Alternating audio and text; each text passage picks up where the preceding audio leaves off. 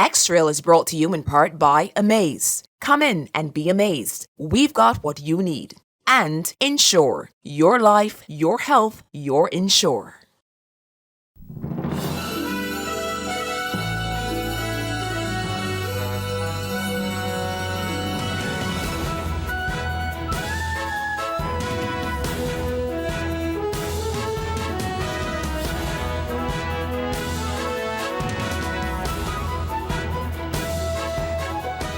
Hi, and welcome to another program of X-Trail, the program where we look at all the issues coming out of the campaign trail. Now, the Democratic Labour Party, they dropped their manifesto last night, and the overarching theme of the document is One Barbados, People, Progress, Prosperity, putting people first. In it, it outlines plans for solving several societal issues, including the management of COVID-19 and the economy. Now, will this offering sway the electorate to give the party another chance at the polls? My guest today, Verla de Peiza, leader of the Democratic Labour Party, Peter Wickham, political analyst, and our own reporter, Wendy Burke. We're going to take a break. When we come back, more on the DLP's manifesto. Stay with us.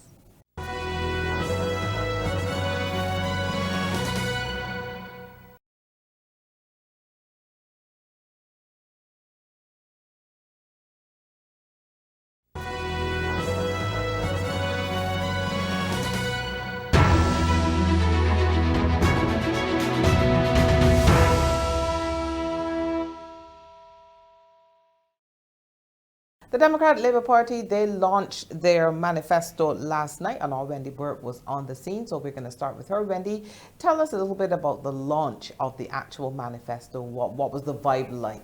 Well, I can tell you it was a very upbeat vibe, Jewel. It was a large crowd on hand, but what was quite impressive was how that crowd was laid out. Parking was very well ordered. The people were doing their own social distancing. So as you walked around, you found like only families were actually together. There was constant mask wearing. I suspect it well surpassed the 500 mark that the COVID unit gave. But I mean, when you're on a large open pasture like the one at Burton, how can you really control numbers? I believe the estimate right now I would give it is maybe about 1,200 or so that were on hand. And as I said, they were very well conducted. There was no lot of rabble rousing. The cheers were at the appropriate points. The individuals were quite happy with the presentations that were made by Michael Lashley. I remember lots of cheers and banner waving for David Estwick, also for President Verla de Peiza, as she gave some of the high points of the manifesto. She did not outline all of them, but there were some high points which she gave. And I remember when she spoke to the issue of the tax on pensions, there were quite a number of retirees in the audience. Some of them I know myself. They were all cheering to that aspect of it. And people were also cheering about the issue of the investment and trying to create the investment culture for the country. All in all, it was a good showing in terms of the platform presentations. One or two speakers went over time. The new person, Damarie Armstrong, she also received a big set of support. There was also support for the candidate, Neil Marshall. He may not be the type who does the name calling or the bashing, but he was very fervent in his delivery of the policies that he wants to bring for the people of St. Philip South. So all in all, it was a good meeting. Thanks a lot, Wendy. What were some of the highlights of the document? Okay, for me, I'm glad she dealt with the issue of the leak first and foremost, but she did not spend a lot of time on it. She just spoke to it and said, we're pressing on. The stimulus that she intends to give to the economy, those were some quite interesting points, especially when she's looking at the rejigging of the tax structure. She spoke to the 15,000 annual bonus free of income tax. Now, I've not received a bonus in eons. I'm not sure how many people do. So that part is going to be interesting to see how it comes. As I said, the tax on pensions. That was a high point for most people. And then the other issue, which I was anxious to see how it would come about, would be that with the removal of the asset tax for the commercial banks, to have them in return do a bit more for us, the clients of said banks, in terms of the level of charges that they're bringing forward. And she actually spoke about being able to legislate on those issues. Now, we all know that with the commercial banks and the central bank is always an issue of moral suasion, but to see how we would actually legislate some of those things is quite interesting. That would be very interesting indeed, because bank fees are always a major bugbear for Barbadians, as recently as when they changed over from the Carif's network to the Visa network that they're using now in terms of international credit cards. People cried out for those fees, so it should be very interesting to see how they will legislate those fees. Peter, I'm going to come to you. Coming nearly a week after the launch of the Barbados Labour Party's manifesto, will the electorate pay attention to these offerings? I think the first question we need to ask is whether the electorate generally pays attention to manifestos, period. And I think, sadly, manifestos have not been high on our list of electoral priorities when we're considering whether to vote for a party or not. I was taken back recently to the Democratic Labour Party's 1986 manifesto, the 15,000 tax-free incentive. 15,000 can't be wrong with the slogan that the DLP was playing at the time. It certainly was a good year. It was not a manifesto election, though. There were several other big ticket items. So I would say in this instance, the Democratic Labour Party has to put out a respectable manifesto. I think that that is the expectation of the electorate. It certainly can and has the option to back raise the Barbados Labour Party in as much as the BLP had theirs out first. I don't know that they did, and I think that that's probably a good thing. I think it was a largely responsible manifesto in terms of what it dealt with. One has to give the Democratic Labour Party kudos for wading into waters that were somewhat tempestuous. So they, for example, attempted to deal with alternative COVID recommendations, and that can be controversial. They attempted to deal with the matter of bank fees we were just mentioning. But then there were some governance issues that they got into as well, which I thought were interesting. And then also the Republic, their view on how to deal with the Republic and constitutional reform. All interesting stuff, and as I said, it's all part of a package that could be seen as being responsible. It wasn't reckless. I think that they avoided the temptation to back raise and make wild outlandish promises. As far as whether it moves the meter electorally is concerned or not, I'm not convinced that it will move the meter in any regard. Later in the program, we can talk about some of the form issues as opposed to the substance. But for now, that's my take on it. How important is it to have an actual physical manifesto? The smaller parties, they've not put out one. There's been some talk about it, but they've just been talking about what they would do on the platform. But there's not a document, whether physical or digital, that you can look back at it and say, okay, they promised to do these things. So is a manifesto important? Do we have to have it? Yeah, it's something that I wonder about, Jewel, and I don't know that any political party is going to be bold enough to say we're going to go forward without one. But frankly, I wonder whether it is necessary. I recently did elections in Cayman Islands, and they didn't produce manifestos. In Bermuda, they didn't bother with manifestos either. It's interesting that some of the other Caribbean islands have gone in a direction where they're not bothering with manifestos. And in several of the other islands, the smaller islands in the OACS, from time to time, the opposition doesn't come up with a manifesto physically. They just go with one virtually. My research into manifestos has demonstrated, and I have to admit this research is about 10 years old, that by and large people don't read them. You probably will find 10 or 15% of the population actually sits down and read a manifesto. But then if you interrogate those people and you ask them, what is in it, they're not going to be able to tell you, because reading a manifesto means that they have a copy that they want to open. There are people who collect them as documents for their library. And I think that part is important. So for them, having a physical copy of a document says the political party is real. But I think by and large, most people prefer to sit and listen to programs like this to hear what is in there, as opposed to actually reading it. And I'm not persuaded that a physical document really makes a huge difference. And as I said, there have been recent elections where, no manifesto has been produced and political parties are run. Thank you very much for that. Now I'm going to come to the leader of the Democratic Party. I hope I can call you Verla because there was a time when you were a member of the CBC family here on Morning Barbados, so I hope I can call you Verla. Your thoughts on the manifesto launch, how you think it went, how you think it was received. Well, first of all, yes, you can call me Verla. There's one name that will absolutely never change, and that is the first one. I will always be Verla. Secondly, the launch went according to plan. We had a big issue with the leak of a draft document earlier in the day. Fortunately, it was a draft document. I will say that it was an almost complete document, but that is what it is. I mean, ours was a leak. The government released the entire board, the whole world to see. So we're that kind of and nothing on. In terms of the content, we started understanding what we wanted to achieve, and then we worked with it. So there was not going to be, as you suggested, was a possibility of back raising. We were not in that headspace at all. We wanted to trigger the economy, encourage investment, and do those two in a responsible way so that we're also having an eye to future development. And I do believe that we hit the nail on the head with that. Whether or not it is read is one thing, but we definitely have been discussing it since our launch meeting. As you read it, you will notice that you've been hearing about it on the platform from the very beginning. So we wanted to have that conversation even before the physical document came out or the online version. So even if they don't read it, they're going to hear us talking about it.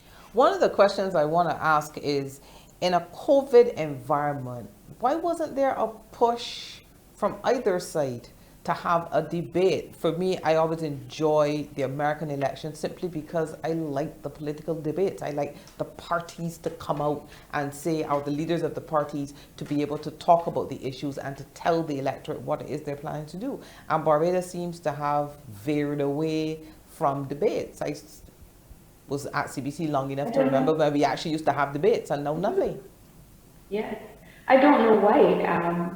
We were discussing this up to last night, and the intention was to suggest a several things that we should have debates, not one but several, because there are sectors outside of leadership which always is under scrutiny in elections. There are several large issues that loom. The economy is one, health is one, education is another. And we haven't had any comprehensive conversations. As I follow the platform on the other side, I'm hearing a lot of castigation and historical talk, but I'm not hearing any definitive policy going forward. And at least with a debate, there would be that focus. And it's late in the game now. It is not possible at this late stage because we're all going to be from the weekend on full court press moving towards Tuesday. This is our last day. But I do agree with you that it would have enhanced the experience. We had one in the by-election, and I believe that was triggered by the media. So maybe that is, everybody was waiting on somebody else to bring it up this time. Understood. We're going to take a quick break. When we come back, more here on the Electoral as we look at the manifesto of the Democratic Labour Party. Stay with us.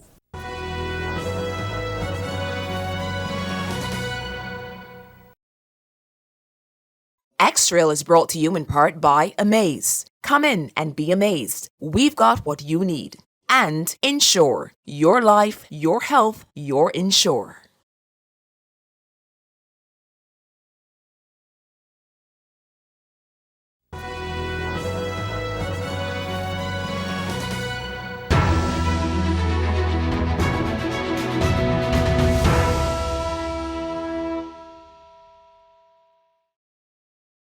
And we are watching Electoral. We are back, and if you just joined us, today we're looking at the Democratic Labour Party's manifesto. My guest, the leader of the party, Verla de Peiza, political analyst Peter Wickham and Wendy Burke, our CBC reporter. Mr. Peiza, I want to come back to you. Just going through of the document, the party talks about a stricter management of COVID-19. That noting that 3 weeks should be a good benchmark for tougher targeted COVID management protocols, including prohibiting in-house dining at restaurants. Some of the countries across the world are easing up on those varying protocols. They're even cutting back on the amount of time spent in quarantine and isolation and stuff because they're trying to get the economies back on track. So is this proposal viable at this time? Yes. You see, the management of COVID has more than one aspect. The first thing that we need to do is break transmission. And that is why that transmission period, 14 days they say it is, but some of the lying behind numbers, this is why the 3-week period is suggested.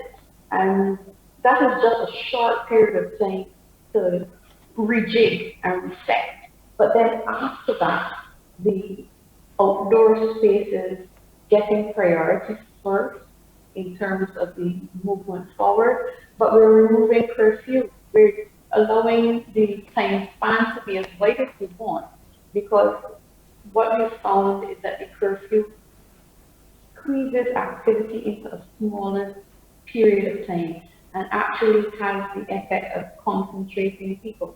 So what we want to do after that sacrificial short period of time, which we've had on other occasions, but it's what we did on the other side of it that didn't gel with having the short break in transmission. When we come back out, to have limits in space, but not limits in time. So if you want to open 24 hours, that is fine. The clientele will come through as it suits them. You would have greater space. This includes government businesses running. Government departments need to open longer than 8:30 to 3:15 so that you can conduct your business at your pace and not in any hurried measure. And I really do not like seeing my citizens standing in the sun and the rain going to the bank. But if we have longer hours, we will be able to conduct our business at leisure. And that really is the focus. Get a break in transmission first, and then once we've done that, do these measured things that will allow us, even if we get incidences of COVID, to have them in a manner that can be managed by our healthcare system.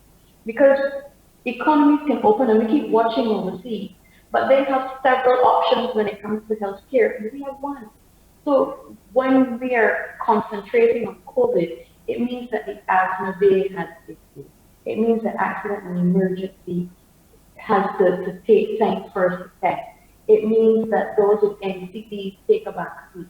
Some elective surgeries are getting postponed. But if we have that call of first, then we will be able to spread our wings a little bit more, have a little bit more drugs. You made that sacrifice up front, and then you move forward and have a different plan, but one that allows for greater movement of people within reason, always within reason, because COVID clearly loves a crowd. Yes, it does. Peter, your thoughts. Do you think that the electorate would be interested in knowing that going forward there's a possibility of maybe a shutdown? Because we've heard the private sector say that they're not interested in a shutdown and how difficult it is for them business wise. We've seen the layoffs, etc. So would this work? Yeah, I mean that's why I said it was a brave thing for them to put in the manifesto. Brave indeed, because these are issues that political parties can avoid having to address. The political wisdom of it, though, I do question. I do not think that the public has an appetite for any further restrictions. The public regionally and globally has no appetite for it. And I think that by putting it on the table, a political party risks opening itself to criticism. Barbados has wide community spread. The idea of imposing restrictions at this stage is probably not going to be terribly effective, because certainly within most families and households, there's many families and households, there's community spread of the virus. I mean, I'm not going to debate it now in terms of whether it would work or not medically. That's not my intention. My intention is just basically to say that the political wisdom of it is something that I really do question, because I think it is one of those issues that the government certainly would want to avoid dealing with in this manifesto. And the Democratic Labour Party has done well thus far in not actually saying this is something that we want, largely because they know very well it is unpopular. So to go in that direction, with the best of intentions, I think is a brave thing to do. But the political wisdom of it is something that I do question. I mean, and there are other issues too in terms of the political wisdom of things that we can get to during the course of the afternoon. But I'll stop there and I'll let you direct me where we can go in that regard. One of the things I wanted to come back to is once again mentioned in the manifesto, where they look at revamping elements of the Republican status, fixed term periods of 5 years for the House of Assembly, president elected for 7 years, an elected Senate, a referendum on major constitutional changes, and a suite of legislation to pass the Integrity and Public Life Bill. Mr. Peiza, how do you think these things resonate with the public? Because these are issues that very recently, as in late last year, were the talking points across the island. I think the integrity and public life issue will remain a lifelong until it is resolved. I know the average Barbadian thinks of it in terms of politicians and cabinet members, but truly it cuts through all of society, that we need to have a moral base and to have responsibility for your actions.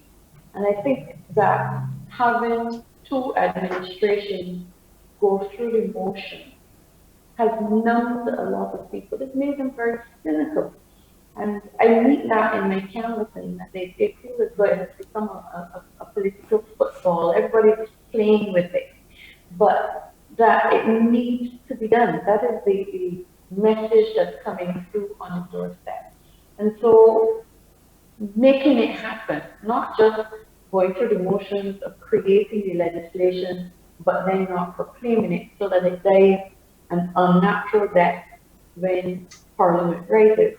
We need to have a serious moment where integrity and public life and all that flows from it in terms of whistleblower legislation and things of that nature. People want it.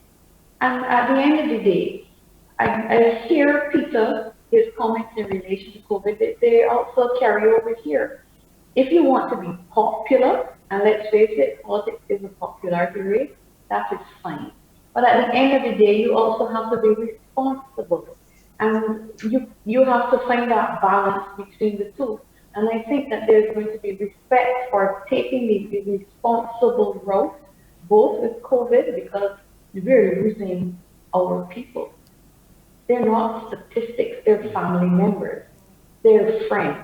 And similarly, we're losing our people's faith in our system. That's a situation ripe to give birth to anarchy. So if it is that our people are losing their faith in our system, then it is incumbent upon us who can to do what is necessary to fix it.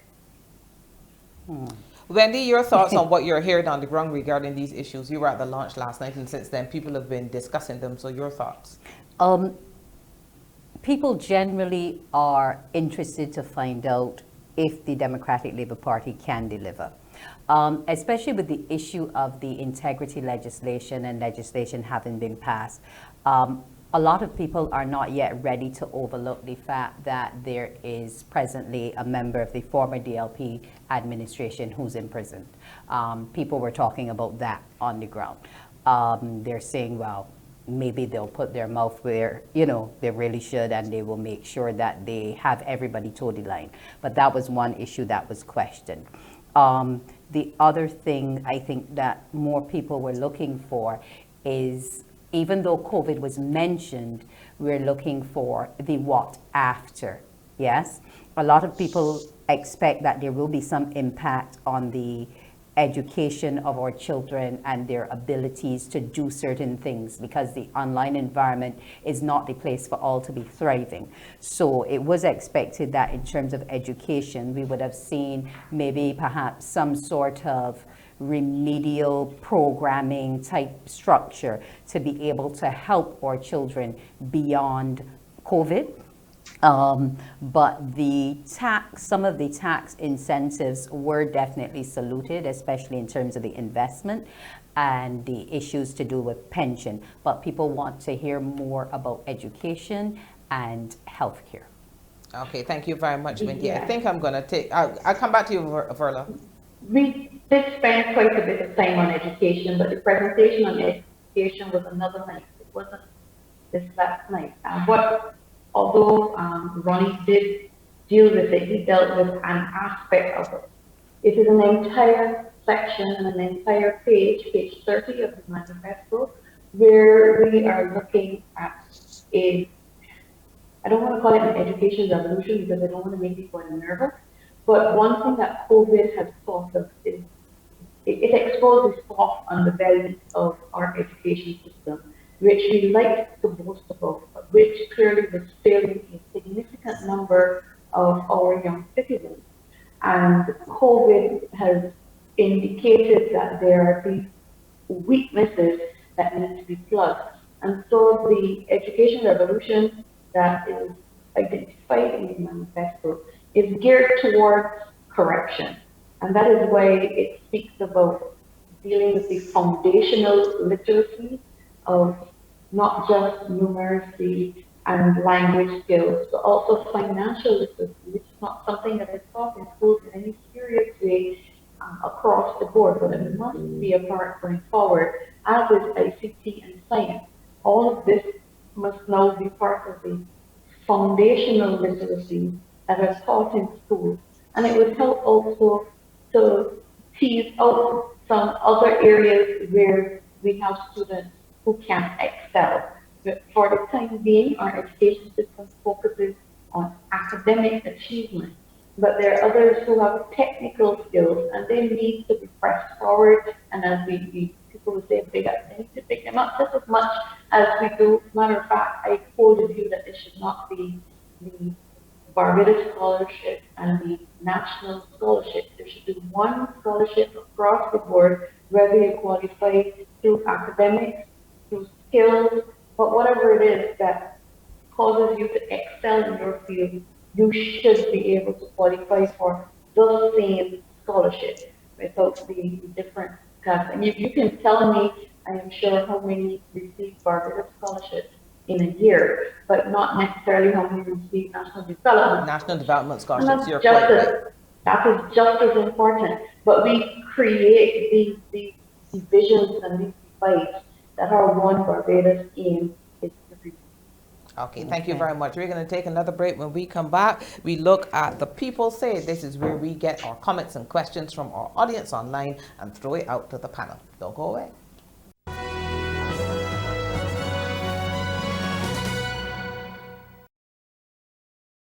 Extrail is brought to you in part by Amaze. Come in and be amazed. We've got what you need. And Insure. Your life, your health, your insure.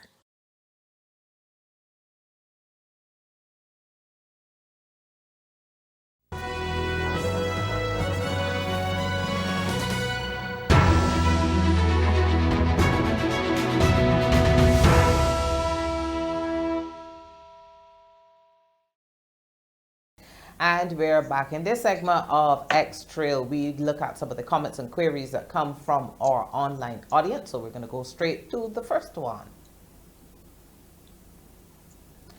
How are we to reform our education to suit these wide variety of learners, as people who normally have learning disabilities are often left by the wayside because of conventional testing? Both parties need to look at these aspects in a serious light. So obviously, Verla, this one is coming to you first. Yes. I again want to point to page 30, but I want to cross-reference page 14 of the manifesto as well, where we're looking at inclusive learning.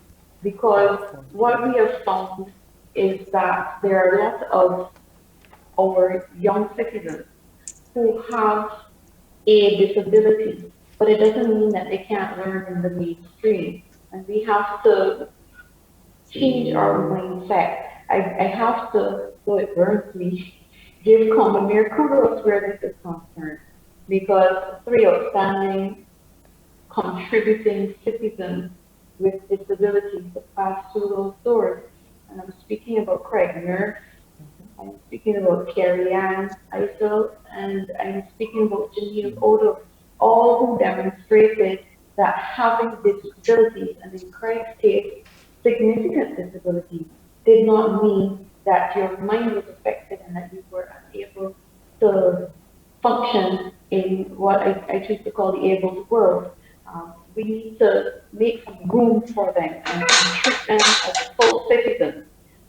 Having made that overarching statement on page 30, though, we speak to an entire paradigm shift in education to make it more child-centered as opposed to exam-centered. This is how it is right now. But these changes, we understand, are not going to be overnight changes. There's a philosophy switch, and that will, I don't want to say it will take an entire generation, but it will definitely take some time for it to kick in. And it is about teasing out the best of each of our young citizens and ensuring that we identify what their strengths are, fix their weaknesses as well, but identify what their strengths are because they each have that opportunity then to shine. And we find that because we've been so myopically focused on a particular type of education, that we're losing the majority of our citizens, or quite a lot of them are not achieving their true potential. And in the 21st century, where there is a wide gamut of opportunities in the world, it is time that our Barbadian citizens have those opportunities here at home and not have to leave in order to exploit their potential. So the education revolution is not going to be overnight. It has to have the involvement of teachers. It must involve parents as well. So we see that there's an aspect for parental training strategy, as well as the re-engineering of education and the refocusing of our teachers. It is quite a project, and we are satisfied though that it has to start because what we're doing now obviously is not working for the majority of our people. And at the end of the day, that is the aim of democracy. Thank you very much for that, Peter. Every party that comes to power tells us how they're going to reinvent, revamp, whatever, retool education, and then we find ourselves every year heading into 11 plus, and parents standing anxiously outside, biting their nails, hoping that their child gets into a quote unquote good school. So, are we really going to see this complete revamp of our education system? We all know it needs to be done, but it seems like such a long time in coming. Yeah, but let me just say, and certainly I didn't get a chance to comment on the other previous governance issues, but I think that these represent safe ground for the Democratic Labour Party to speak on, because these are developmental issues that we need to deal with anyhow. The three governance issues, and I hope we can get back to those. I think that they're solid issues. I think that these represent the pot salt of development, quite frankly, now. And there's no way that anyone would disagree that integrity legislation, freedom of information, and political party financing are three issues that need to be dealt with. Two of those were included, and I think it's brilliant that they've been dealing with them. Education and health are also two things which are safe, and it's good, again, that they were included in the manifesto. The challenge with education is that the Democratic Labour Party can be accused of talking a good talk but not walking a good walk. Because you do appreciate that the Barbados Labour Party has committed to removing the 11 plus. I think I agree, and I believe Verla has agreed with me from time to time, that the 11 plus is essentially at the core of a lot of the educational problems that we have. So you're quite right that it is the diagnosis of the problem is brilliant. And I agree with all of what she said regarding the way that education has to go to deal with a lot of these problems.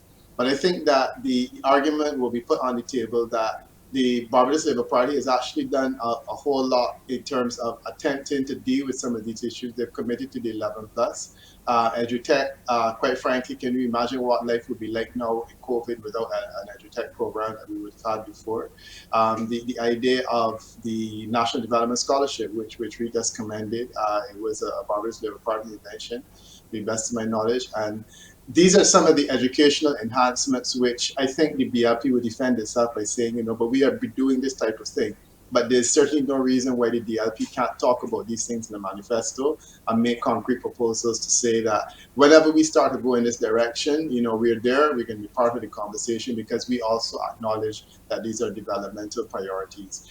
Sadly, they're controversial, and I'm certain that whoever is Minister of Education after next week, that if they decide to move 11+, they certainly will have a friend in me. But I can also assure you that they will also make a lot of enemies in the same way that they made a lot of enemies in terms of the development of the Republic. And it would be good to know that Verla definitely will be sticking with that issue and certainly will be consistent in her desire to have us moving in a different direction educationally. Thanks a lot for that one, Peter. We're going to go to our next comment. This manifesto seems to be a watered-down aspect of this general election and current ongoing issues. We need answers from the now and coming government, plans that will stand the test of time. Wendy, I'm going to give you a shot at this one. Is this a kind of general thing we see all the time on the campaign trail with people saying, well, they talked about this already and we ain't get it? And I agree with the leader of the Democratic Labour Party when she says that our people have become quite disengaged and there's another word I'm looking for, but it's not coming to me. Disenchanted? Yes, disenchanted. Yeah. And about not just promises from political parties, but seeing them play out in any meaningful way that affects all of our lives instead of just the lives of a few. Yeah, I think people generally on the ground are more about what is there for me. And when issues are dealt with in generality and they don't see themselves specifically being helped or aided in any way, they lose all interest. And that, unfortunately, is what is happening.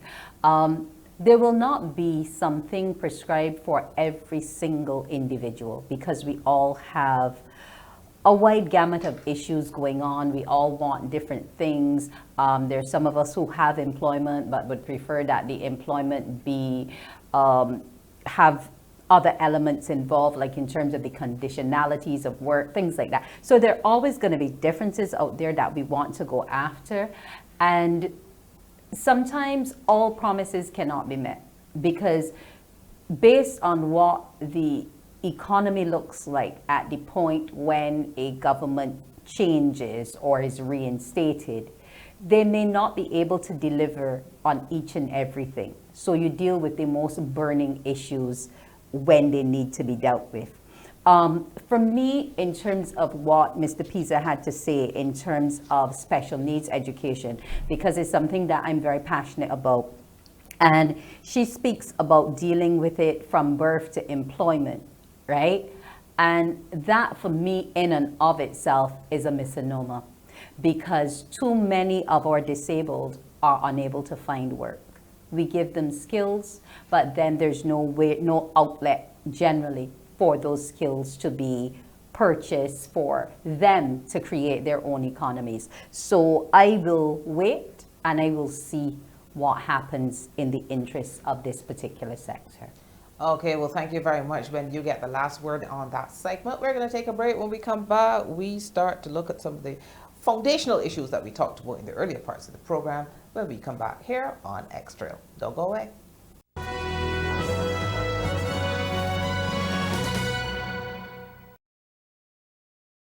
Electoral is brought to you in part by Amaze. Come in and be amazed. We've got what you need. And Insure. Your life, your health, your insure.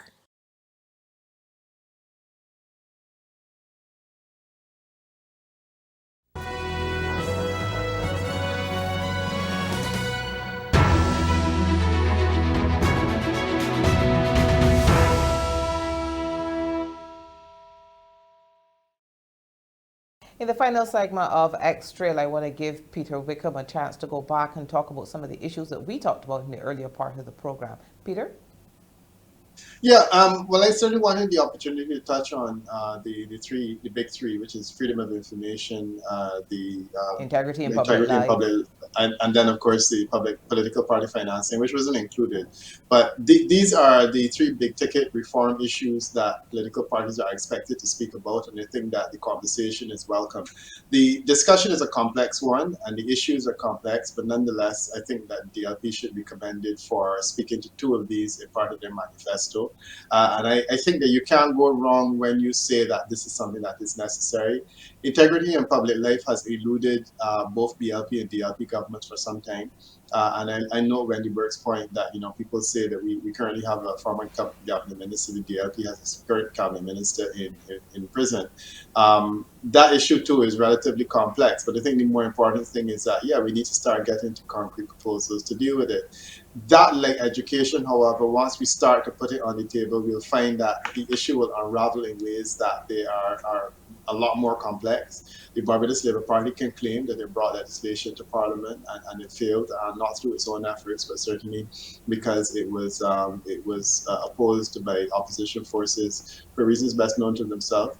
And I think that that's an argument that they will continue to bring. So I think the the DLP needs to be, as I said, commended for speaking that type of language, and that's a good thing, regardless of whether or not it catches people's attention. I doubt, again, it will, because I don't know that people have a huge appetite for a manifesto that they don't see as grabbing at issues. The other point I wanted to make in terms of the question that came in, I thought it was, in a sense, a bit unfair, because the question is essentially avoiding the objective of a manifesto, which is to say, let me hear from both parties how you plan to deal with issues that are on the table.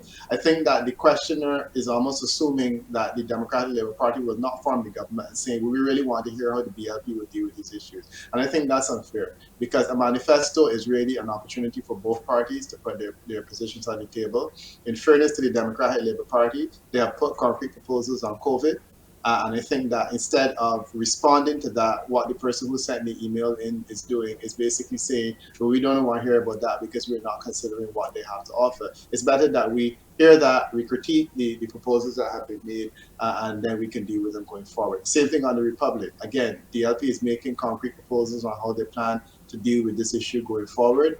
And I didn't really get the impression, certainly from that email, that there was a buy-in. But I also appreciate that for a lot of us, buying into something that is not as tangible as a $50,000 tax-free 1986, which was the Democratic Labour Party genius in that year, it's hard for people to buy into something that's not framed in that way. I agree. One of the things I want to look at as well is manifestos make a lot of promises, but I say this all the time, we suffer from IDD, implementation deficit disorder. We talk a good game, and then 6 months down the road, we start off hot and sweaty, there's a press conference live at 7 o'clock on TV, and then nothing happens, or it fades off, and then we don't get it to restart. And so the public becomes disenchanted. Verla, how are you keeping these promises? Let me first backtrack, because Peter said something that I don't think should be allowed to stand challenged. He has a sanitized version of Exec that does not match my memory. I can't think of the lasting legacy of that era. Matter of fact, I think it has gone down in history as a failed project. Were it working, and would not have had crown advice, not have had any problems with connectivity. We would not have had a failure of online school. So I didn't want to have that statement stand unchallenged. But really and truly, what sets any proposal apart from another is will. You have to have the political will to do it. And in particular, because of the issues with integrity in public life, then because it has been talked about for so many years, is why I put a time limit on it, 90 days.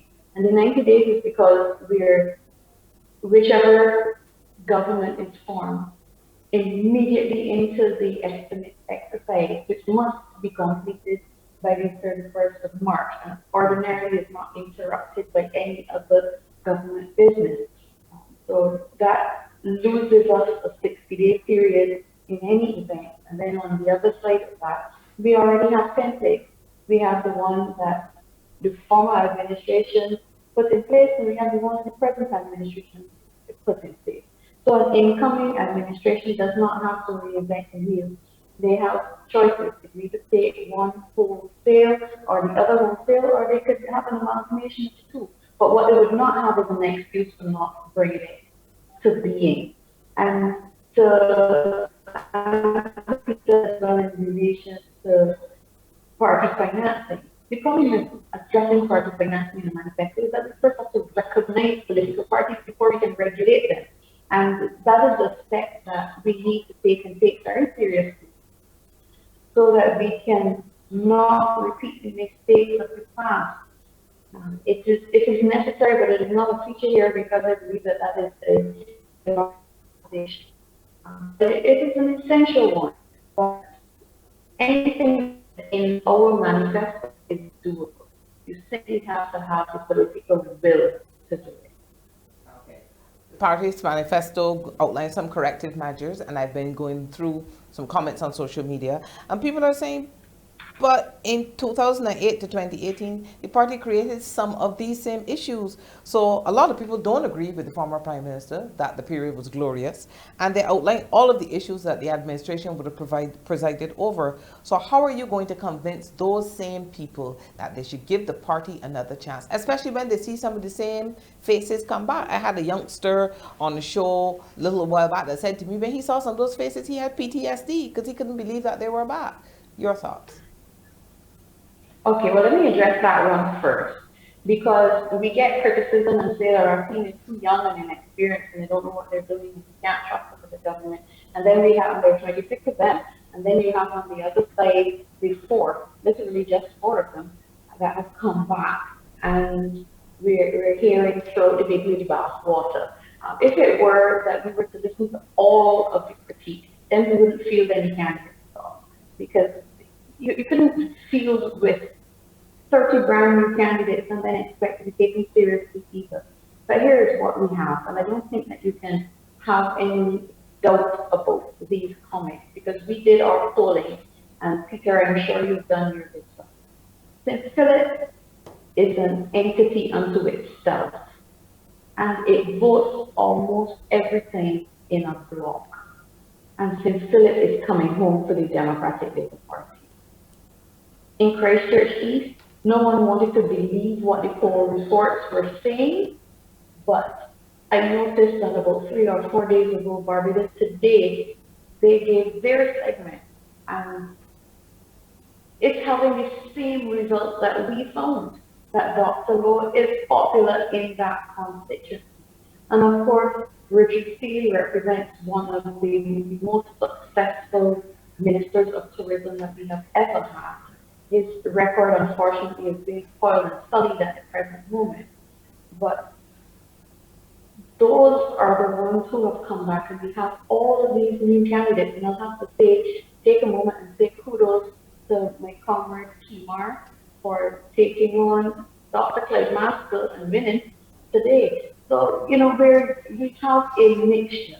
And I recall as well, years gone by, I remember when Dr. Cheltenham belonged to the seat. Matter of fact, we've been in this position before, not as dire as no seats, but we've been in this position before where the opposition was 2 seats and 3 seats. And there was never a conversation about not bringing back those two. And we've had all of the conversation about corruption every election cycle. Every single one, we have that conversation going on. But what incoming governments have never taken the time to do is to tangibly demonstrate that to the people of Barbados. And so we have a culture of innuendo, and yes, perception does have currency, but at the end of the day, there are 30 elections. And what was indicated was that those are the ones who had a chance of coming back and coming back successfully. In relation to an overarching opinion based on 2008 to 2018, I could ever bet, if you ask anyone if they're better off now in 3.5 years. 3.5 years. We are in a much worse position than we were either at the beginning or at the end of that period. Okay? And in 3.5 years, if you can't answer the question, are you better off? No, if you answer yes, then you do need a change of government. Okay, we've got just 2 minutes left, so I'm going to give everybody 30 seconds to wrap up final thoughts. Peter, going to come to you. Yeah, I mean, there's not a lot that Verla said just now that I can agree with. I think that the Democratic Labour Party hierarchy, and certainly people that are advising them, are occupying an entirely different space to the one that I occupy. I think that most Barbadians actually do think that they're considerably better off now than before. I think that the idea of bringing Funders Stewart back at this late stage was highly unwise. And the other political characters that have been brought back, I have my questions. So I think that we moved away from the manifesto now to talk about current policy. The vehicle for delivering that manifesto, I think it is highly flawed and highly damaged in respect of those kinds of issues that I spoke about. But I'll let Verla have the final word, because as I said, it's clear that we are in two different political spaces at this point in time.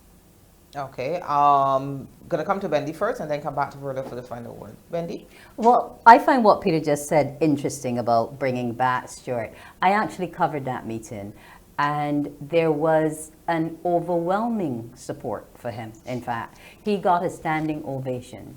So, and there were old Dems and there were some new Dems that were a part of that meeting. I find it interesting what she's saying about St. Philip. That's an area that everyone is eyeing to see how things will turn out. We are already seeing that there will be a lower voter turnout because of the COVID situation and people being upset that people positive with COVID cannot vote because no mechanism has been put in place. So my thing is, sometimes we can predict the Barbadian electorate and there are times we can't. And I'm looking to see what the impact of COVID is going to be on this particular election. Thank you very much for that, Wendy. Verla, you get 30 seconds. Last words. Yes, I was hoping, I know the topic was the DLP Manifesto, but this is like really based on that. I agree with Wendy that these are terrible times in which to be having an election. But I have a different conclusion, and that is that people will register their protest that being brought out in these conditions. And my admonition to them all the time is keep yourself safe between now and the 19th, but go out on the 19th. Stay a distance from the person in front of you, mask up, carry your own hand sanitizer, carry your own pen or pencil to mark your X for the Democratic Labour Party. And on the other side of the 19th, I look forward to serving both the EC and Barbados to the best of my ability. Thank you very much. You've been watching X-Trail. We've been looking at the DLP's manifesto. My guests, the leader of the Democratic Labour Party, Verla de Peiza, Peter Wickham, political consultant and director of Cadres, and Wendy Burke, the CBC News reporter. Just a quick reminder that you can send your questions to our WhatsApp number at 228-5562 in time for the program. I'm Jewel Forde. See you next week. Bye-bye.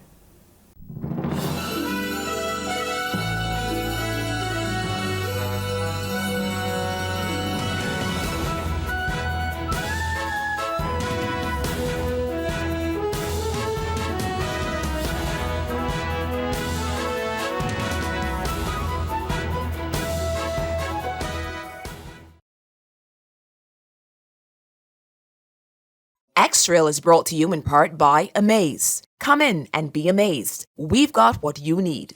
And Insure. Your life, your health, your insure.